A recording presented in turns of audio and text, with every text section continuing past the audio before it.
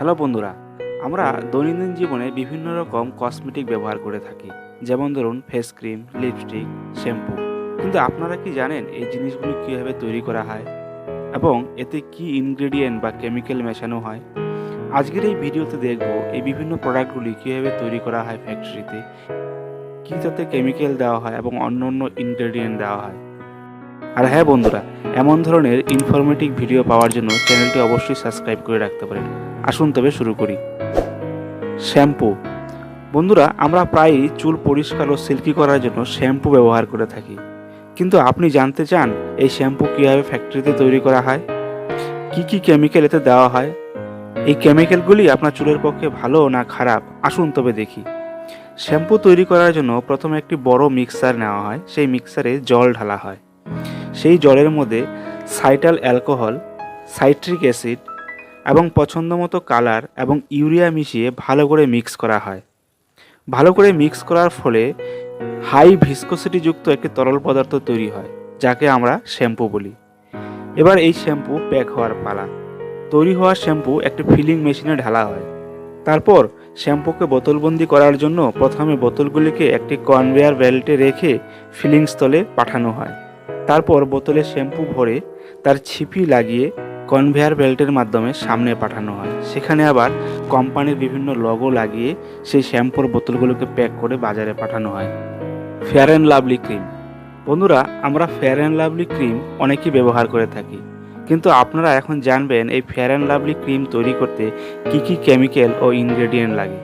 কারণ আপনি যদি এই ক্রিম ব্যবহার করেন তবে একটু জেনে নেওয়া ভালো। ফেয়ার অ্যান্ড লাভলি ক্রিম বানানোর জন্য distil monoglyceride, stearic acid, palmitic acid, cetyl alcohol, glycerine এমন কিছু কেমিক্যাল প্রয়োজন হয়। প্রথমে একটি বড় মিক্সচারে দুধ ঢালা হয়। তারপর তার মধ্যে মিনারেল ওয়াটার যোগ করা হয়।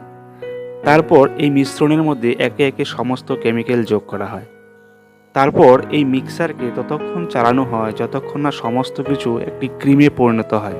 তারপর এই ক্রিমকে একটি ফিলিং মেশিনে ঢালা হয়। ফিলিং মেশিন থেকে বিভিন্ন মাপের টিউবের মধ্যে ক্রিম ভরা হয়। তারপর টিউবগুলিকে কনভেয়ার বেল্টের মাধ্যমে সামনের দিকে পাঠানো হয় এবং তার মুখটা সিল করে দেওয়া হয় এবং কোম্পানির লোগো এঁটে দেওয়া হয় এবং তারপর সেগুলো প্যাক করার পর বাজারে পাঠানো হয়। লিপস্টিক। বন্ধুরা, লিপস্টিক তৈরি করার জন্য মূলত 4টি জিনিসের প্রয়োজন হয়: তেল বা অয়েল, ওয়্যাক্স বা মোম, অ্যালকোহল এবং বিভিন্ন রকম পছন্দের রং। এই 4টি জিনিস একসঙ্গে ভালো করে মিশিয়ে একটি রোলারের মধ্যে ঢালা হয়। সেই রোলার এই মিশ্রণটিকে একটি পেস্টে পরিণত করে। তারপর ওই পেস্টটিকে তেলের মধ্যে ঢালা হয় এবং ফোটানো হয়। তারপর মিশ্রণটিকে একটি রোটেটিং মেশিনের মধ্যে রেখে ভালো করে আবার মেশানো হয়।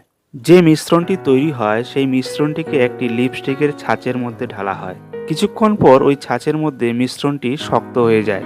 তারপর আরেকটি ট্রের মধ্যে লিপস্টিকের হোল্ডারগুলিকে রাখা হয়। তারপর লিপস্টিক প্রেসিং মেশিনের সাহায্যে লিপস্টিকগুলিকে ওই হোল্ডারগুলির মধ্যে ভরে দেওয়া হয়। তারপর এগুলিকে কনভেয়ার বেল্টের মাধ্যমে সামনে পাঠানো হয় এবং সেখানে লিপস্টিকের ছিপি লাগানো হয়। তারপর এর মধ্যে বিভিন্ন কোম্পানির লোগো এঁটে প্যাকিং করে বাজারের জন্য পাঠানো হয়। তো বন্ধুরা, আজকের এই ভিডিওটি আপনাদের কেমন লেগেছে? ভালো লাগলে ভিডিওটি অবশ্যই লাইক এবং শেয়ার করবেন এবং চ্যানেলটি অবশ্যই সাবস্ক্রাইব করবেন। ধন্যবাদ।